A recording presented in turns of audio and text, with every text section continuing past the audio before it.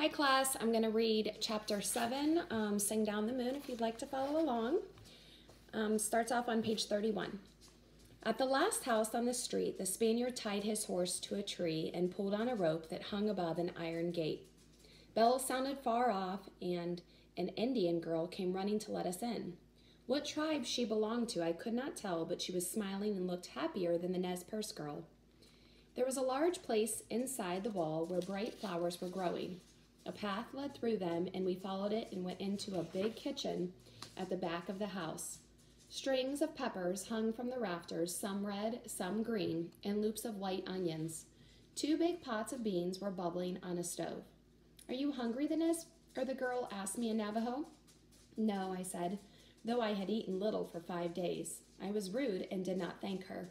After a moment, a young woman came into the kitchen. She wore black shoes and red velvet skirt and a white camisole. She had blue eyes, and her hair was the color of corn silks when it begins to ripen in the summer. To my surprise, she spoke to me in Navajo, asking me to walk around the kitchen. My boots were covered with mud and my leggings stained from the long ride. I did not want to walk around the kitchen, nor did I know why I should. So I stood in the middle of the room and did not move. I thought, if I stood here long enough, they will let me go. "I surely miss," the woman said in Spanish. "Can't you bring me one with a better disposition?" "She is frightened," the Spaniard said. "In a few days she will act better. Remember that Rosita was this way when I brought her here 2 years ago. Now look at her." He glanced at the girl who was stirring the beans with a big spoon. She turned and smiled at him. "I will never stir the beans, nor will I ever smile while I am in this house," I said to myself. Then the Spaniard took my arm in a hard grip and led me back and forth from one side of the kitchen to the other. I pulled away from him. "She walks pigeon-toed," the young woman said. "They all do," the Spaniard said. "The Kiowas, the Comanches, the Nez Perce, the Zunis, and the Apache. All of them." The woman said, "The Hopis don't walk like a pigeon."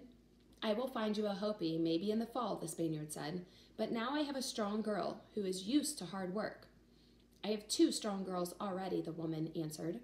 "I need one who can meet guests at the door and wait on table." She walked around me, gently running her hand across my back.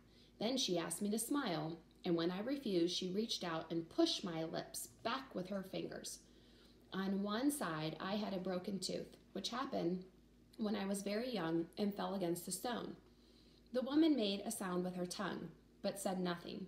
Then she walked around me once more and left the room with the Spaniard.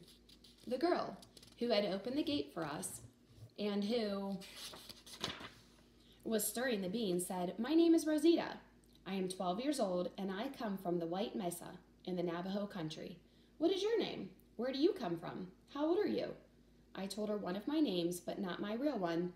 "I am 15, and I come from the Canyon de Chelly." "I have never heard of that place," Rosita said. This surprised me, for I thought everyone had heard of the Canyon de Chelly. "It is the most beautiful place in the world," I said. "It has the most sheep and the finest wool. It has a river and tall cliffs that catch the sun and make the melons grow bigger than pumpkins. There, the corn stalks grow taller than you are." I wanted to tell her more about the Canyon de Chelly, but my throat filled up with sadness. Rosita put a bowl of beans and chili on the table beside me, where I could reach it. "You will be happy here," she said. "The lady is kind, and her husband also. He is a soldier and does not come here often, mostly on feast days. There is good food to eat, and the work is not hard. It will be nicer when you are in the house. The other girl I do not like. She is a Zuni." From the next room, I heard the sound of the woman and the Spaniard talking. They talk like the Anglos who come to our canyon and haggle over the price of wool. Rosita listened to them for a moment. "The senora paid little for me," she said, "but for you she will pay more. You are pretty and tall. I wish you were my sister." After a long time, the Spaniard left. He was carrying a leather pouch. It was filled with coins that jingled. "I told you," Rosita said. "The pouch is twice as full as it was for me." The woman came and led me out of the kitchen. My black dog was waiting for me. We went along a path to a smaller house far in the back. It had a wide, blue door, and inside was a room bigger than our Hogan and home, where all my family lived, cooking and weaving rugs and sleeping. The floor was not made of common earth like ours, but of adobe mixed with blood. It was smooth and dark, and on it were 2 Navajo blankets. You sleep there, the woman told me, pointing to a big bed. She spoke to me in Navajo. Her words had a strange sound, but I understood them. She opened the doors of an empty cupboard. For clothes, she said. Tomorrow I buy you clothes, I buy you shoes, dresses, and some ribbons for your hair. She looked down at my black dog, who stood close to me, as close as he could get. You keep him here, she said. Not in house, never in house. Understand? I understood. I think the black dog understood too. The woman smiled and patted me on the shoulder. Then she closed the door, and we left the black dog in the room and went back to the kitchen. She told Rosita to show me what to do. She left the house, and I did not see her until supper time. Rosita showed me how to set the table, where everything went, and how to light the 3 candles. When the Senora buys you a new dress, Rosita said, I will show you how to carry the food in and put it on the table. I waited in the kitchen until the woman finished her supper. Then I took the food she had left back to the kitchen. There was much of it, enough to feed many people, and Rosita said that we could eat all of it if we wanted. I ate little because it did not taste good. In the Canyon de Shelly, everyone eats at the same time. We eat out of one big pot, and we do not use knives nor forks, but the food tastes better. I helped Rosita wash the dishes, and she showed me how to put them away in the cupboard, everything in neat rows.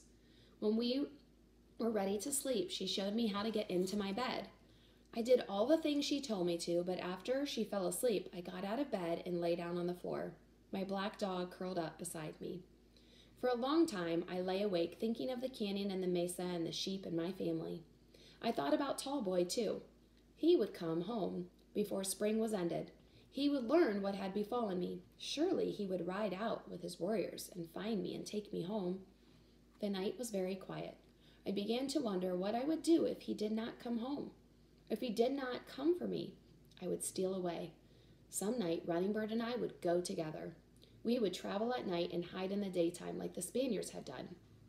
An owl flew into a tree outside the window. He was silent for a long time, and then he began to make chirring sounds, the same sounds that the owls made at home. It was a good omen.